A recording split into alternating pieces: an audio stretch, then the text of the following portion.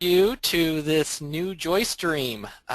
It's pretty exciting what we're going to do today. We've been doing these things called roundtables, which are more interactive and really focusing on how to start, how to run joy starts here groups and that lead to Connexus and Thrive.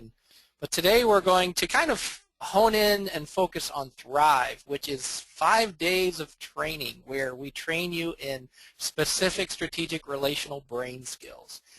It sounds so complex, but it's actually a lot of fun, and you come with a bonded partner and you train these skills. It's actually, as what I like Jim Martini calls it, it's kind of like a boot camp where we're trying to really retrain your brain.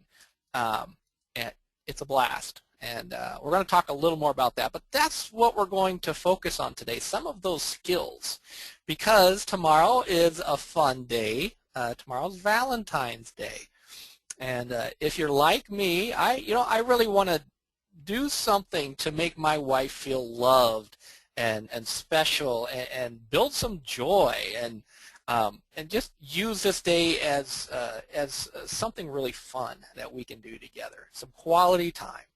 And we're going to focus on three key skills that if you have these skills, they're going to make a very big difference in your relationship.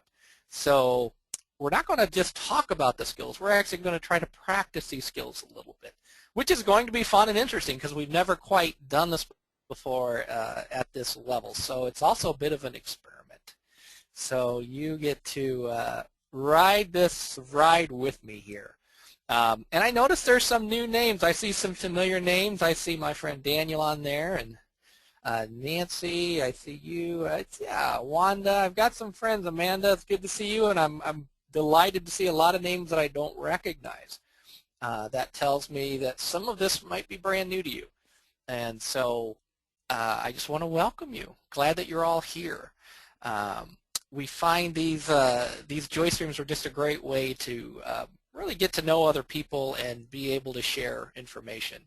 And yeah, so we're going to share information today, but we're also going to practice some exercises today, which for me is always the fun part because Thrive is all hands-on training. I've been a pastor. I pastored for about 7 years, a small congregation in Michigan, and one of the fun things about pastoring was the opportunity to build lots of joy from the pulpit. So there's a lot of things you can do within a church to build joy. I'm also a trainer and a consultant, so I help families, communities, ministries, and organizations actually start implementing and learning and applying these skills within a set framework. So if you're not familiar with Thrive, basically we've Dr. Jim Wilder and I sat down years ago after receiving a lot of questions from people who were reading the Life Model book. We call it Living from the Heart Jesus Gave You. And they were saying, I love this information, this is exciting, but how do I apply this in my marriage? How do I learn these skills? How do I learn to be myself when I'm angry or overwhelmed? Or how do I return to joy from negative emotions? So we designed this training called Thrive, which is, as I mentioned before, it's very much hands-on training with the goal to equip you with those skills because we can't learn skills from reading a book. I could read about golf, but I actually have to get outside and get on a course and swing a club and hit that ball, and I have to practice. So a lot of the brain skills that we train, you actually have to practice them with other people. And that's how we learn the skill and we improve the skill. So lots of fun. It's very restorative because it's joy-based. So when you come to Thrive, we're glad to be together.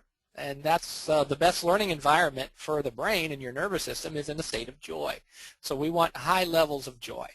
And there's 3 tracks to Thrive. So in the first track, we're going to build your capacity with joy.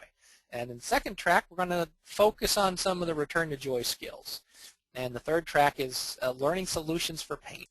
And how do I recover from these different levels of pain? So that hopefully gives you kind of a taste of Thrive.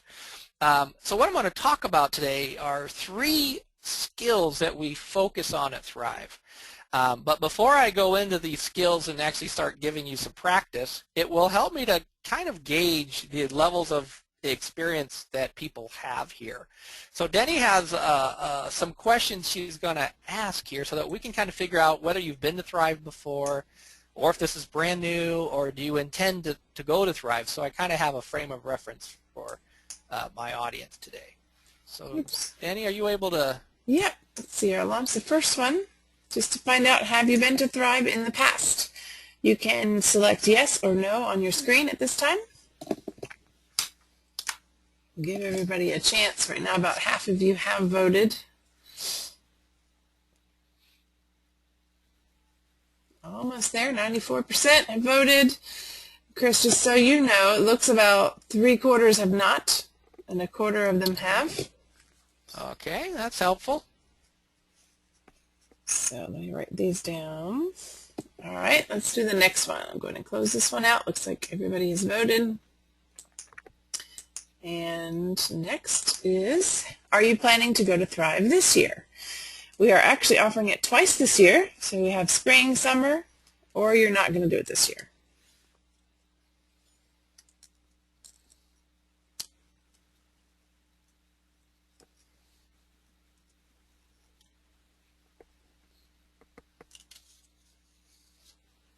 Looks like about 30% are coming in the summer. Great. Nobody yet for spring. All right.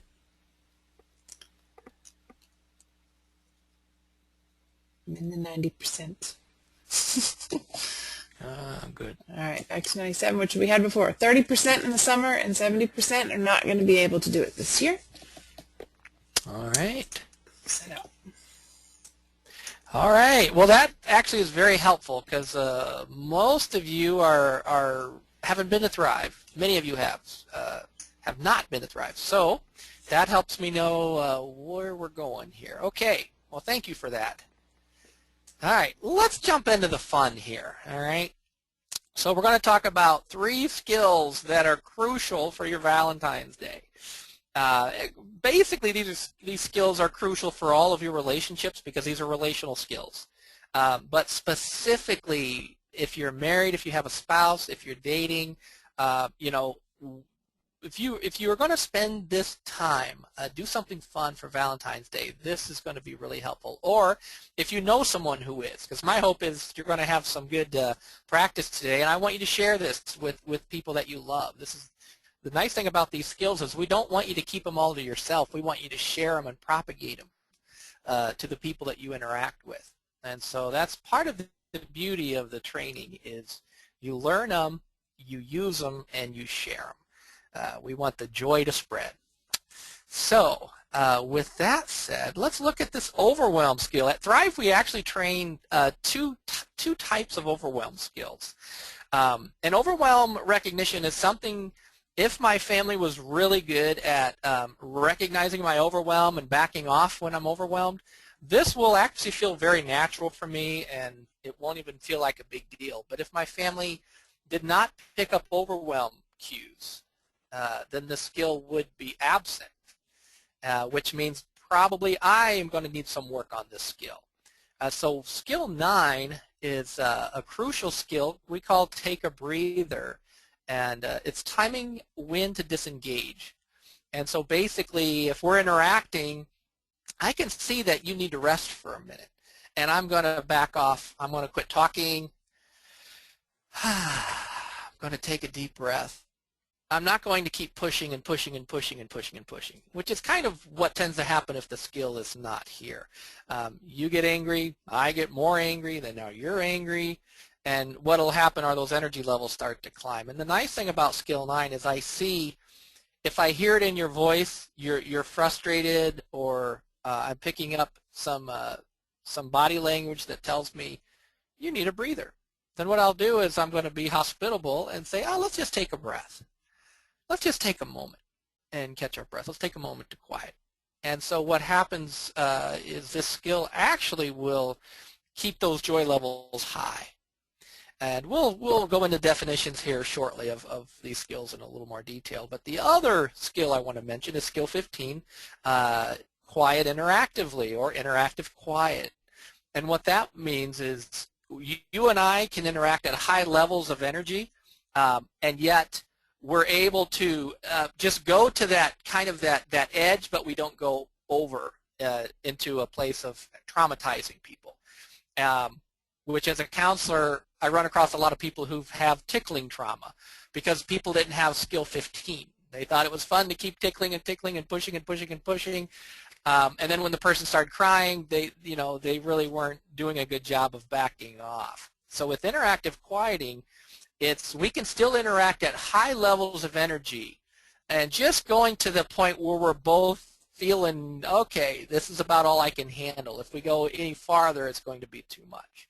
And so these skills are really crucial for interacting. If people have these skills, our relationships will be a lot safer because we'll recognize, wow, my words, that just hurt you, or my tone of voice frightened you, or my body language intimidated you. Those are all things that we would be able to pick up on. And ironically, some places in society will reward the absence of these skills. But that would be a whole nother joy stream right there.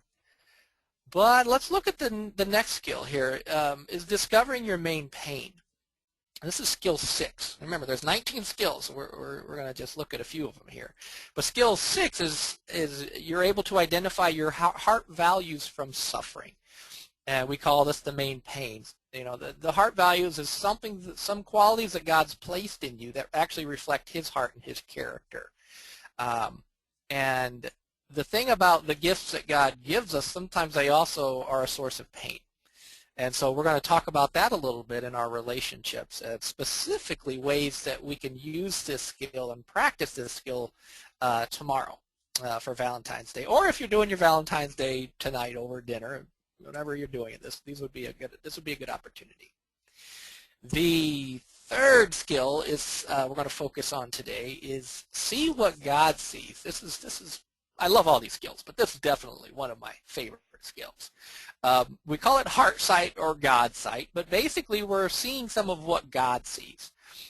There's a lot of examples in Scripture where a person or group of people, they were seeing one thing about a situation, and then God shows up and actually updates their minds and says, well, here's what I see.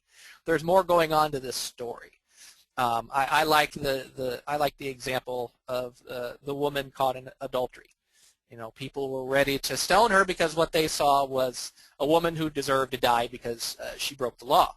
And then Jesus shows up and actually says, well, there's actually more to this story. Why don't you guys look at yourselves first? And he's writing what I believe he's writing their names in the sand, which is a reference to Jeremiah 17, actually. So Jesus is saying, you know what? Before you throw that stone, there's more to the story here. There's more going on. And he saves her life. And so lots of really cool examples where what God sees is actually different and better than what I see. The thing about this being a brain skill is it actually does take some practice, and it actually takes practice with people who are good at doing this, who've had some experience themselves. So all of these skills to varying degrees are something that I need to practice this. I need to interact with other people so that I grow in my use of these skills. So normally when we have these joy streams, I tell people, please don't try to take notes. Please don't write anything down because you're just going to get frustrated because we're moving at such a fast pace. Trying to write down all these thoughts is just going to frustrate you. Well, today is a little different because we're going to do some exercises. I encourage you to grab a pen and a piece of paper just so that you can take some notes for the exercises when I'm going to ask you some questions. So if you don't have paper and pen handy, that's okay. Don't worry about it. But if you're able to, I'd encourage you to grab a piece of paper and a pen. And the nice thing about this joy stream is it is recorded. So because you've registered for the joy stream, at the end you'll get I believe you'll get a video link. So you can always watch this later if there's some of the content that you want to catch. So don't try to write down all my teaching today. It's just going to frustrate you. But we're going to have some fun with some exercises. All right, so I want to hone in a little more on skill 9. Right? That's going to be our first skill that we're going to look at. And again, skill 9 is when to take a breather, timing when to disengage. So for example, with my wife and I, there may be moments, our interactions, one of us is tired, one of us is just not in a relational place, fatigue, low blood sugar, whatever it is, but we can say, I can say, honey, you don't sound too good. Are you feeling okay? Is your blood sugar crashing? Your tone of voice is just not yourself. What do you need right now? I'm able to actually recognize those things, or she can recognize the same in me and say, honey, your answers are short to me right now. Is this a bad time? You look tired. What do you need right now? We actually, with this skill, we're able to recognize those moments and then take the appropriate steps, which is so exciting because it preserves your interactions and it avoids relational casualties. Because let's face it, if we did not have this skill, I'm going to run over Jen pushing my agendas and not even paying attention that she's maxed out. I have a 2-year-old and a soon-to-be 4-year-old, and so if we did not have these skills, it would be very easy to relationally kind of run them over. But when we see they're tired, hey, let's have a time out with Daddy. Let's go sit down and cuddle a little bit. So for your relationship, your marriage, that special person in your life, this is a key skill in order to keep the joy levels high and to keep those relationships safe. I've kind of given you a little overview of this skill, but basically what we're talking about with skill 9 is we're able to, when we're interacting, when you and I are interacting, whenever the first of the two of us would get tired, we're able to pause. Or when we're reaching that overwhelm point, or the energy levels are climbing, maybe the conversation's getting too intense, too sharp, then we pause. We say, okay, wow, let's just take a moment and catch our breath. And what you'll find is you're going to have more resources to carry on that interaction after you rest. When we push through rest, it actually weakens us, and it weakens what resources we have for that particular interaction. So those who disengage quickly and they back off, they let you rest, they're actually rewarded with the joy that's going to continue in that relationship. So it's actually really, we feel great, we feel protected, we feel nurtured, we feel cared for when somebody lets us rest and somebody says, you know what, I'm sorry, I was too intense. I was too intense there. I'm sorry, my tone was a little out of line. I apologize. I don't want to come across that way. And as we start to recognize those cues, we get better and better and better and better. And so it's really helpful to have those conversations with our special person. You know, in what ways do I overwhelm you? What happens in you when you feel overwhelmed? And that's kind of some of where we're going to look at a little bit today. So what I want you to do for a moment, we're going to contrast what it feels like when someone runs you over relationally. All right?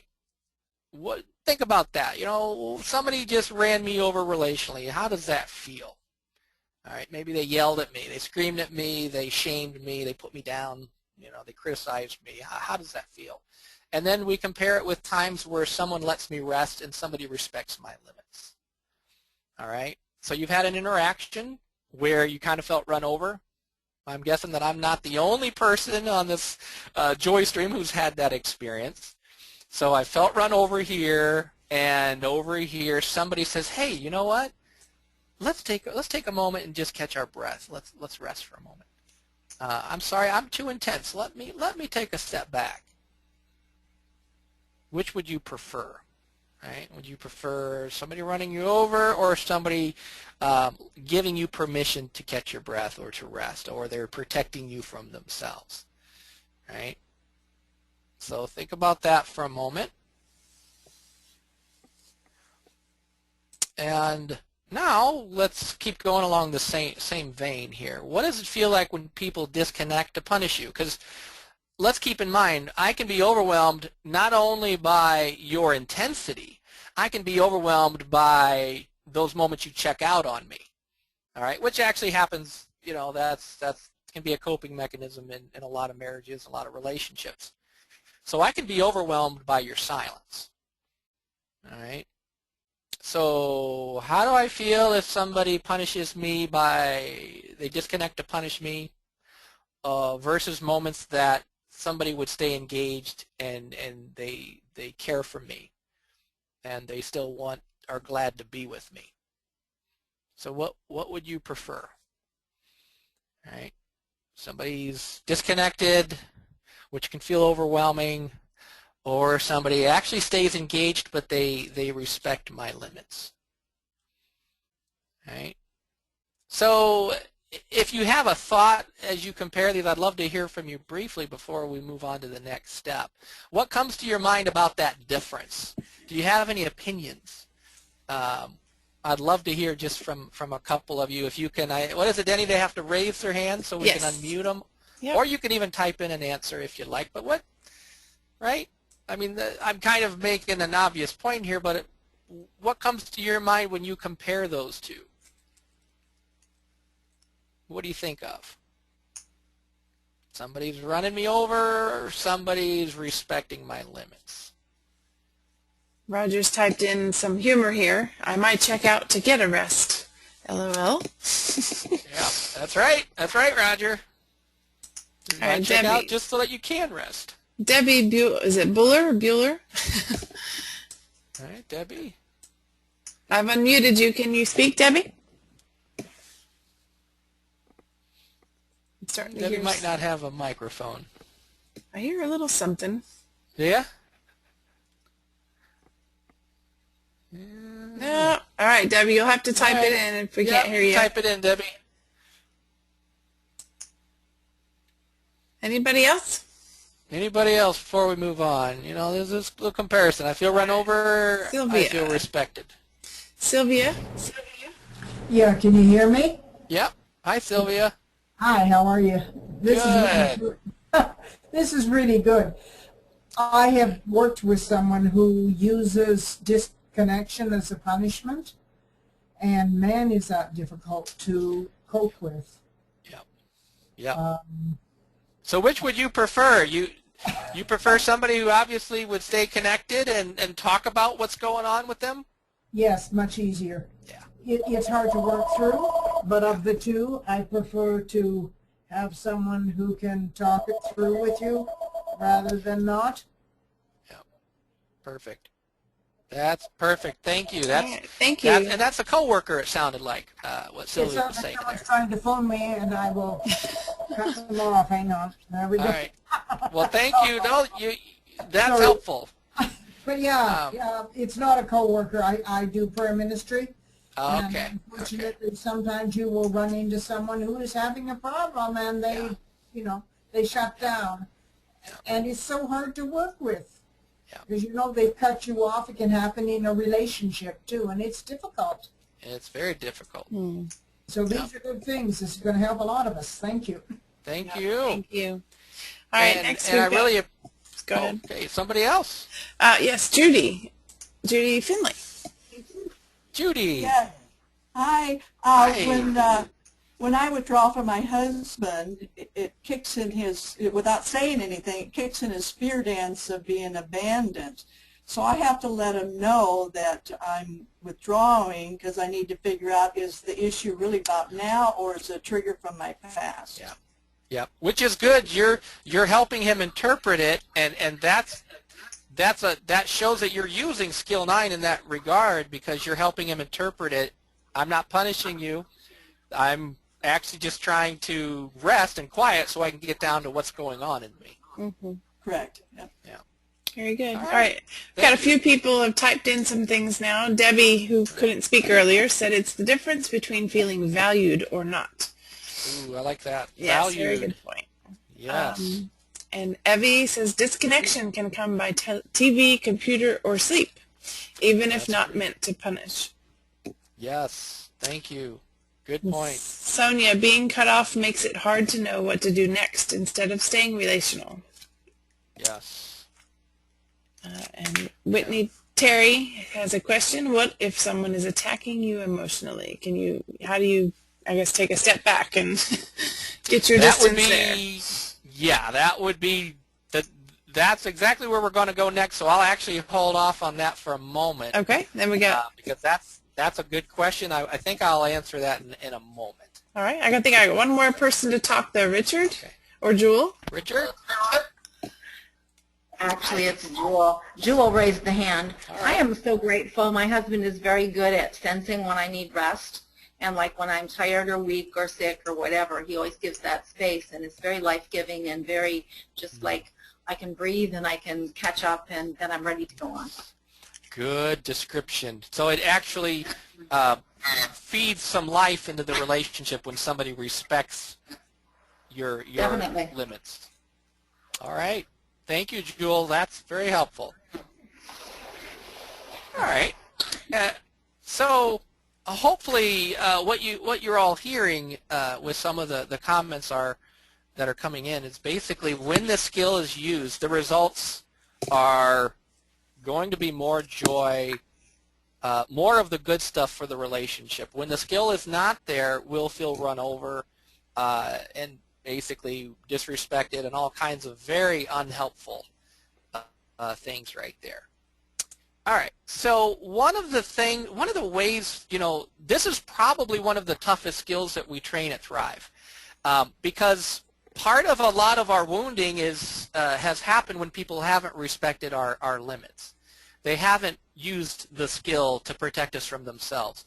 So one of the tricky things when we're focusing on, and we focus on these skills in every one of the 3 tracks, and they actually builds. So track 2 and track 3 actually do much more demanding facets of this skill. But we have to recognize that there could be a lot of pain behind this because people haven't respected my limits, and so hopefully what you're going to glean today is not only a language but also a frame of reference for how you can start using the skill in your relationships, but specifically we're using Valentine's Day as the launch to really practice this.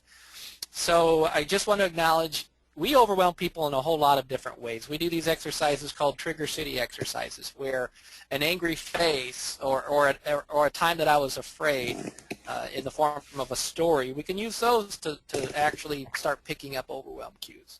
The nice thing about Thrive is it's a very safe environment to train this skill, but it's not something to take lightly just because of how there could be pain behind this.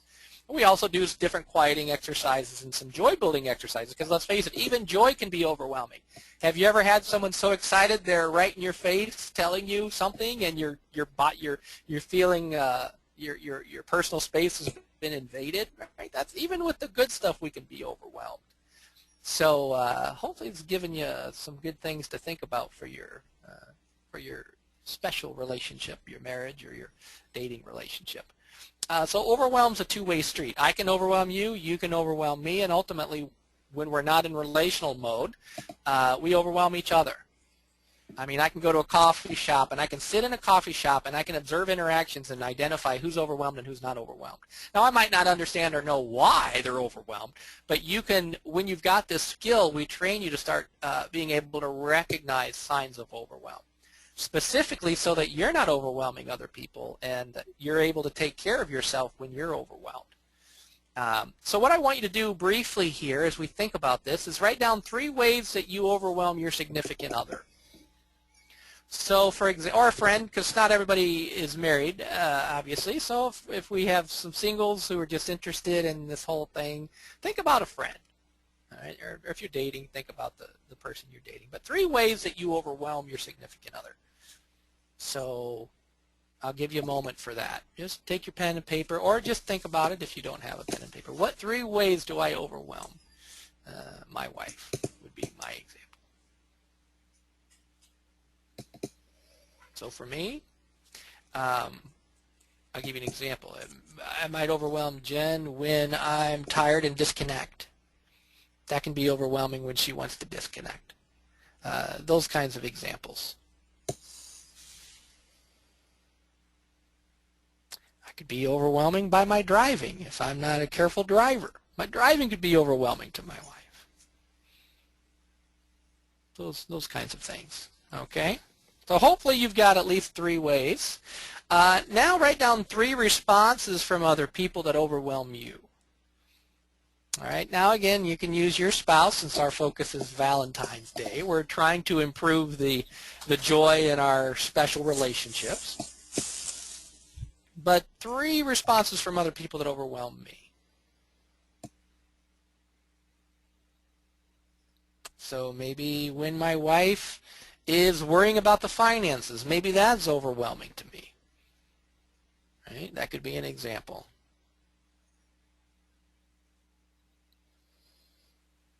All right.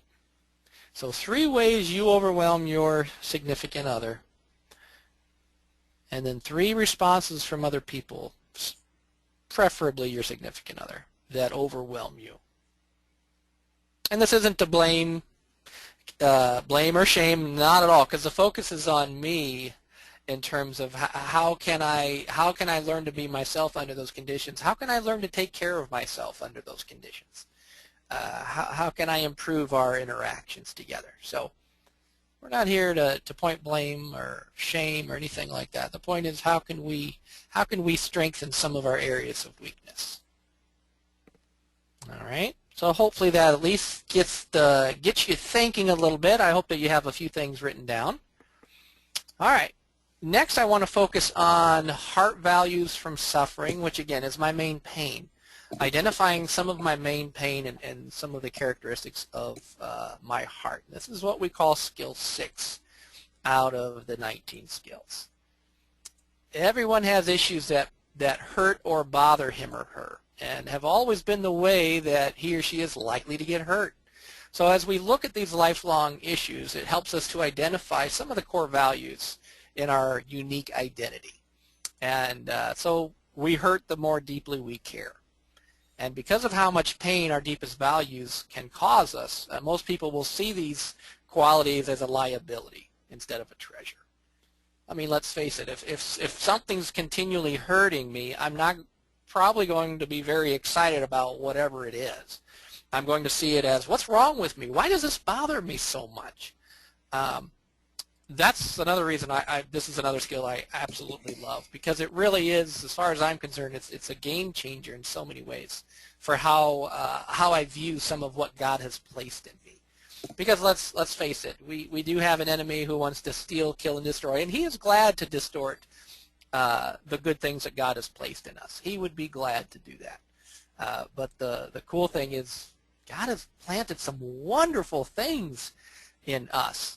And as we begin to recognize the good things that he's planted in us, we can actually start to enjoy those qualities and find some healing and so forth. So what I want you to do on this skill is I want you to write down the pain that seems to just keep showing up in your relationships. All right, so as you think about some of your relationships, is there anything that just kind of stands out as, wow, I always feel this way in my relationships? Maybe I gave you a few examples, maybe I frequently feel let down by other people. I just feel like people just keep letting me down. Why do I bother this, that, or the other? I always feel let down. Or another example would be, I seem to work harder than other people. Why am I always the one putting in all the effort? That could be some pain that seems to keep showing up. So think about, for you specifically, what comes to your mind. Just write down a few thoughts if you do have a pen and paper. What could be some guesses? And there's no right or wrong answer. This is practice. If you come to Thrive, we spend a lot more time on this stuff. So just don't feel like you're going to get a grade today and you have to put the exact answer down. Just some guesses. You know, what could be some of the pain that just keeps kind of popping up relationally for you? All right. Hopefully you've got a few thoughts there. Now, I want to take this to a different level. What does this pain say about you? All right. What qualities did God place in you that could be expressing itself in this kind of pain? All right. So with the example that I gave in defining this skill, we hurt the more deeply we care. So I could just resent caring. Why do I care? I'm just going to stop caring I'm going to be dismissive. I'm just going to pull away. I'm going to guard myself. I'm not going to care anymore. I'm not going to love anymore because loving hurts. Well, what did God place in me that's obviously an important quality that's causing some pain here? Well, maybe I'm the type of person who loves. I'm the type of person who cares. And the nice thing about these qualities, by the way, are they're all reflections of the heart of Jesus. These are all qualities that God has. So when we're made in his image, obviously he puts certain qualities in each of us in a very unique, profound ways. But these are all reflections of his heart. All right. So what does this pain say about you? All right. So, all right, I feel like I get hurt because I care so much. Well, maybe I'm the type of person who does care. Is God the type, does God care? Did Jesus care? Did that ever cause him any pain because he loved other people? Did that ever get him in trouble, right? Those are the kinds of questions we bounce around here as we try to figure this out. And for some of us, it might be really clear-cut, like, yes, this is some obvious pain, and this is, my guess as to why I hurt this way. For others, it might not be as clear, so I want to acknowledge that, and I want to give you one of my examples. So for me, growing up, especially in grade school, I noticed this a lot. It used to bother me a lot when I would see my classmates fighting. And in grade school, it's a big deal. Like, it's a party to see two kids fighting at recess, right? But that always bothered me. I was repulsed by that. I was just sickened by that. It made me sad. And I can remember seeing the excitement on other kids' faces and thinking, what's wrong with me? I don't like this. They're celebrating this, and I don't like it. I just want to get away, or I want to break it up. I just want it to stop. And I always felt like, well, there's some flaw in me because this is how I've consistently felt. But as I've gotten older and have grown and have had people reflect God's heart to me as well and talk to God about these things, I've discovered that I'm compassionate. Compassion's a high value for me. I care for other people, and when I see other people who aren't shown compassion, that hurts. That hurts me like nothing else, to be honest with you. That really bothers me. So it's not something to resent, but it is something to actually treasure. But then I'd still have to probably get some healing about the pain that it's caused over the years. So when I'm not shown compassion, that hurts like nothing else. When somebody I care about is not shown compassion. So you start seeing this connection here with the heart value and your pain. But it's something that if it's not clear, what I find helpful is even ask the people that know you very well. So you've known me for 10, 20, 30 years. What would you say is one of my heart values? Because you can have several, right? It's not a one-time thing or a one thing. It can be several. But what stands out for you since you've known me for so long? How would you describe my character? What things, what values do you see? Well, get their input on the pain. What do you see about the pain? Do you see anything that stands out?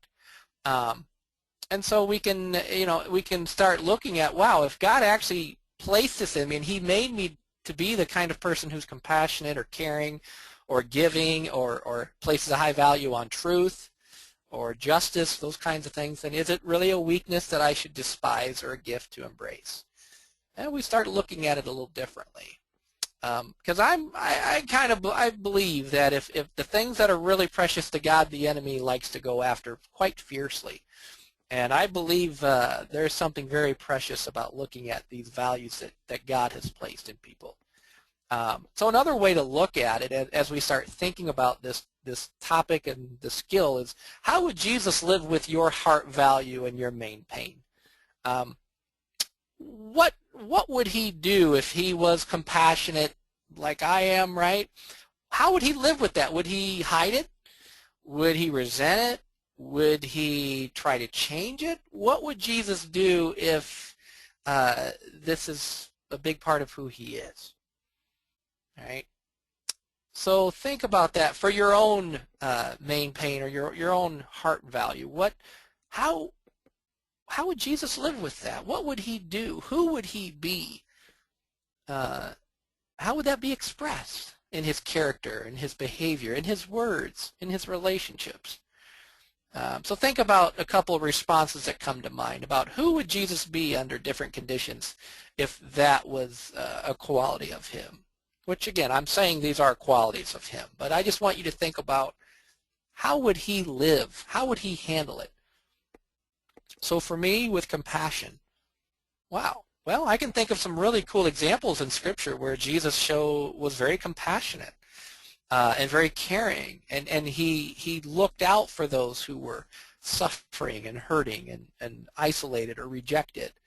And it was like him to be a source of life. It was like him to encourage. It was like him to pray. It was like him to forgive. It was like him to do these things. So just insert your heart value. Can you think of, what comes to your mind? What would Jesus do with this? All right. Hopefully that makes some sense. So just jot down a few thoughts, or if you don't have your pen, paper, just think about that for a moment. And sometimes it's helpful to identify our heart value before our main pain, or sometimes it's easier to recognize the pain that leads to a heart value. So there's a lot of ways to actually start practicing this skill. Hopefully that gets you thinking a little bit and have a few thoughts there. And again, my goal for this Joy Stream is that what it's going to do is hopefully get you started interacting with people, interacting particularly with your special someone, your beloved, and talking about these things.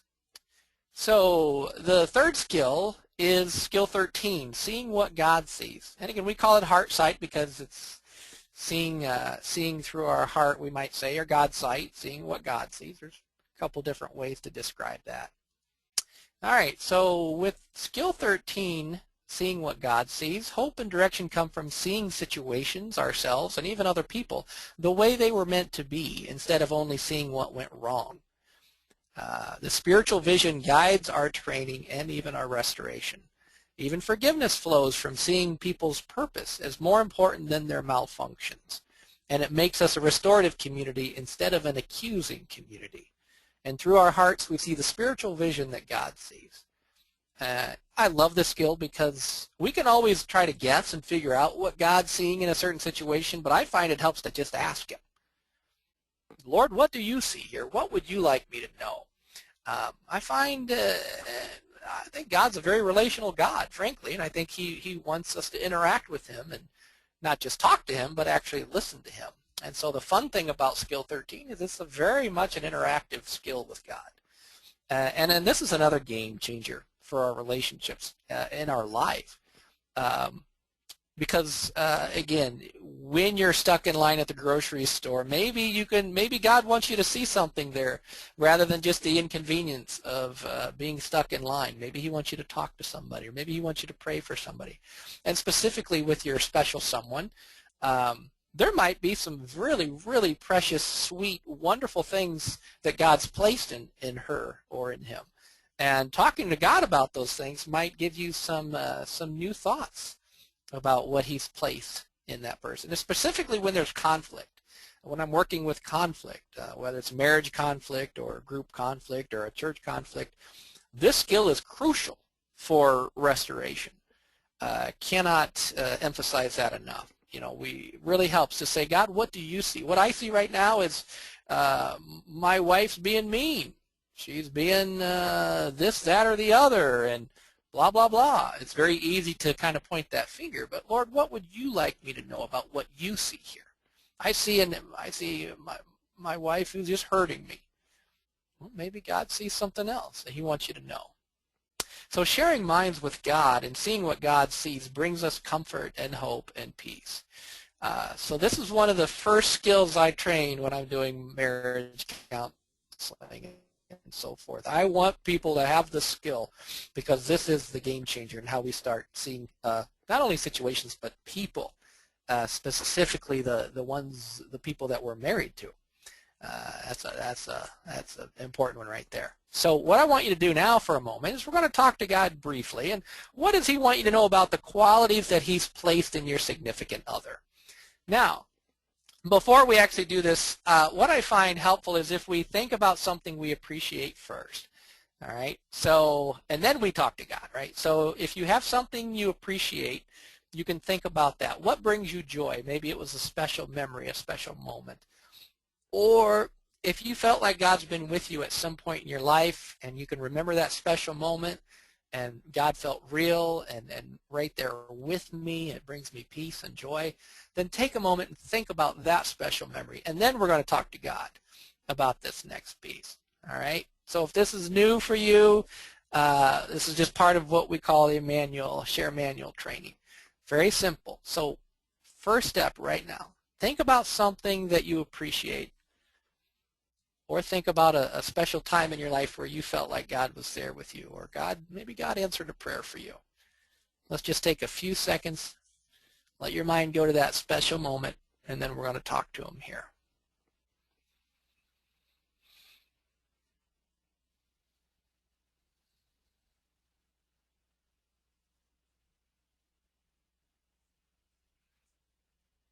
All right. So for me, I'm thinking of my wedding day, which was a very joyful, special, meaningful day for me. It brings me peace and joy just thinking about that, and just feeling like God was smiling on my beautiful wife and myself. And so at this point, now that I'm feeling some peace and some joy here, I'm going to say, Lord, what do you want me to know about some of the qualities that you've placed in my wife?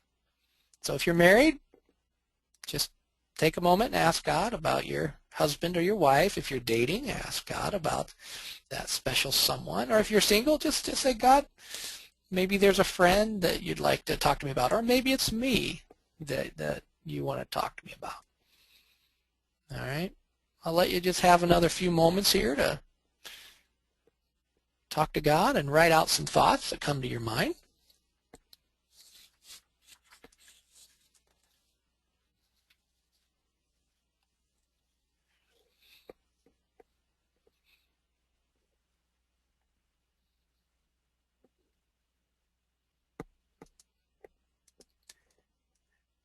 All right, hopefully you're just having a few thoughts or a thought there. And then just ask God another question.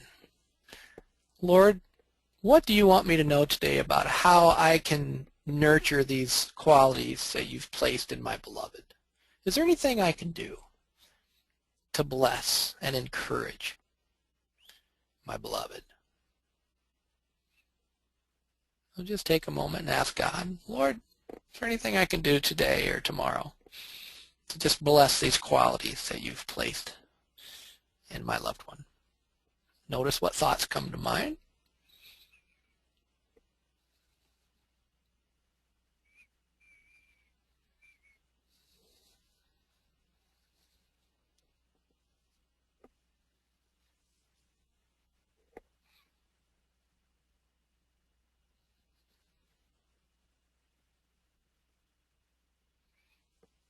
All right. Now I acknowledge we really need a lot more time to practice this, and normally at Thrive you get a lot more time to practice some of these skills. But for the sake of our viewers and so forth, I'm going to scoot along. But I want to encourage you to keep practicing this. Keep talking to God about what He wants you to know. But hopefully you've had a few thoughts here that at least got you thinking a little bit. What I want to encourage you to do is acknowledge these qualities. So part of what I would do tomorrow with Jen, with my wife, I'm going to acknowledge some of what I see God's placed in her. Now, you know what? Yesterday I was out running an errand, and I brought her home with these beautiful roses and these beautiful flowers, and it was so fun to watch her face light up. I don't always bring home flowers, right? So this was a very special moment. But it was fun to watch her face light up. But you know what she's going to love more than flowers? She's going to love it when I sit her down and I look her in the eyes and I say, honey, I just want you to know I really, really like that God's made you to be this kind of a person. And I'm going to tell her those qualities, and I'm going to just appreciate those qualities. And I'm going to affirm those qualities. So I see them, but I also appreciate them. And I just want you to know how special those qualities are, right? So I would say, Jen, you're the kind of woman who wants shalom in your life, or peace in your life, in your relationships, where everything fits together just the way that God designed. And I can see how ordered you are and how orderly you are in your life and your family, and yet at the same time you really work hard to be flexible and to be a resilient mother and wife, and it means a lot for you to be able to help people feel seen and special and cherished. And it really bothers you when that shalom is missing, when that peace is missing. And so what I want to do is I want to be supportive. You know, and I see this in you, and I want to be more supportive, and I want to be more encouraging, and I want to be able to bless you in these ways. And honey, I've dropped the ball. You know what? I'm sorry. As I'm thinking about this, I know that I've really failed in some ways to support you more in these qualities, and to cherish these qualities, to appreciate them, and to bolster them. So you know what? I want to do better. And can we just take a moment? I really would like to pray for you and bless you right now. So something like that. You know, it has to be genuine. It has to be heartfelt.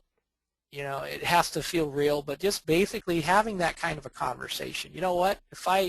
And I plan to do this with Jen, when I have this conversation, I know that that's going to be incredibly meaningful for her. And again, she likes flowers.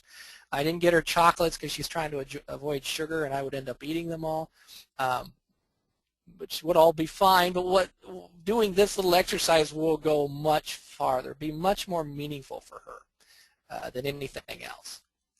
And so when we think about these skills, all right, I've given you a little overview, a little taste here of Overwhelm, Recognition, Skill 9, Main Pain, Skill 6, Godsight, Skill 13.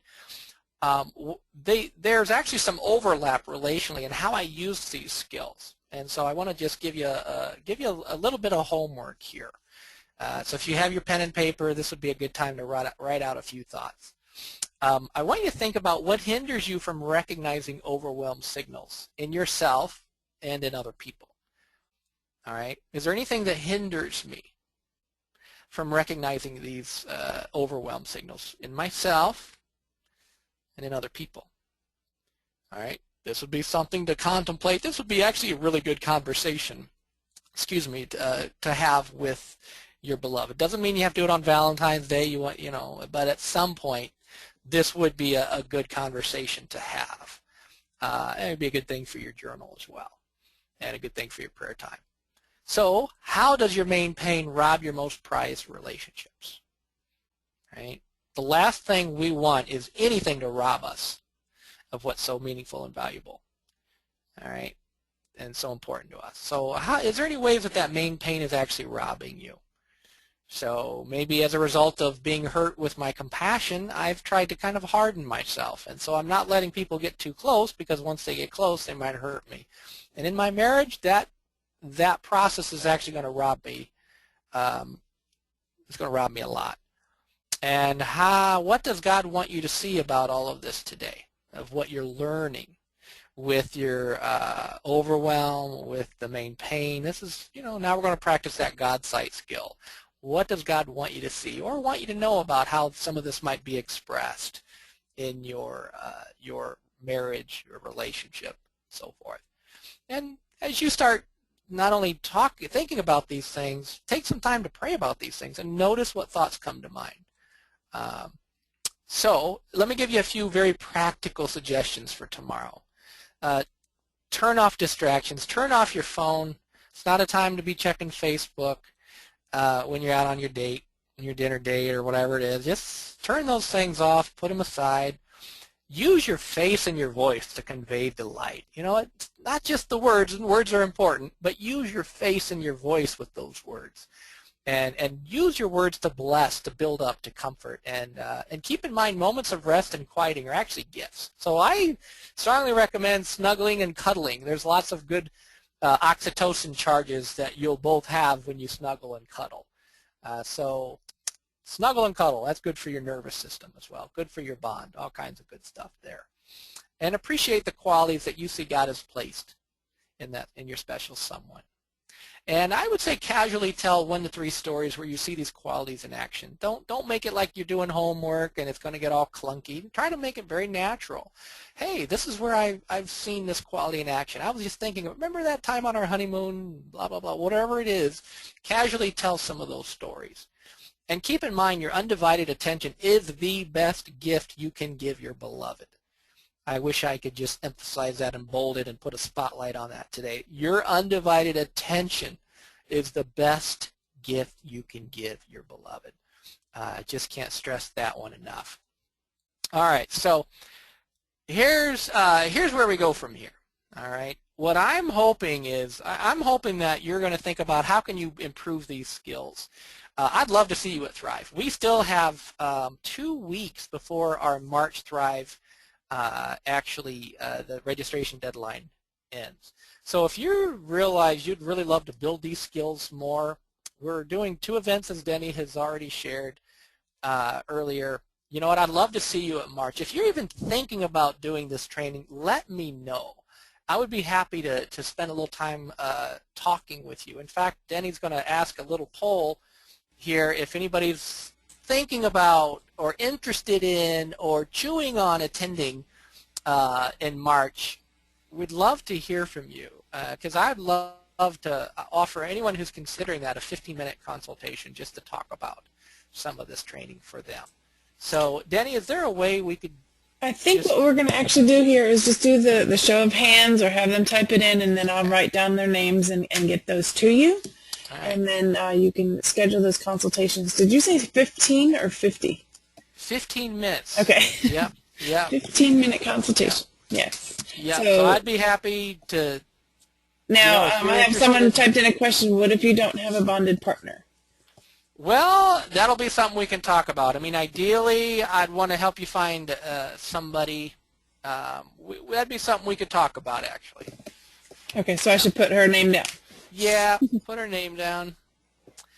But if you're interested in Thrive, I'd love to see you. I'd love to talk to you about that. Again, March 24th through the 28th, and then our summer is July 14th through the 18th. Okay, so that is, again, if you're interested or considering doing Thrive and you want to talk to Chris more about it before making that commitment, raise your hand or type it in the questions panel so I can write your names down. I have 3 for you.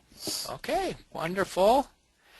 And as Denny just looks for those, I just want to close by inviting you all to some of the roundtable discussions that we're doing. These are free. It's a similar setup like this. They're much more interactive. So it's the same kind of software, but the goal is actually not for me to be up doing all the teaching, but for people to interact and talk about how do I start joy in my church, my community.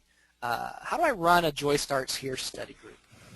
What do I do? So we're kind of mixing people in those conversations and answering questions and talking about some of that. So you can see some dates on your screen. February 18th, which is next Tuesday at 3 p.m. Eastern Standard Time. March 4th at 12 Eastern Time. March 18th at 3 Eastern Time. Well, I tell you what, it is time. It is 3 o'clock. And I just want to say, may the Lord bless you. May his face shine upon you and be gracious to you. May he lift up his countenance upon you and give you peace today and just bless your Valentine's Day. And thank you for being here. And I hope that it's given you some really good things to chew on and start practicing in your relationships. So thank you. Thank you. All right.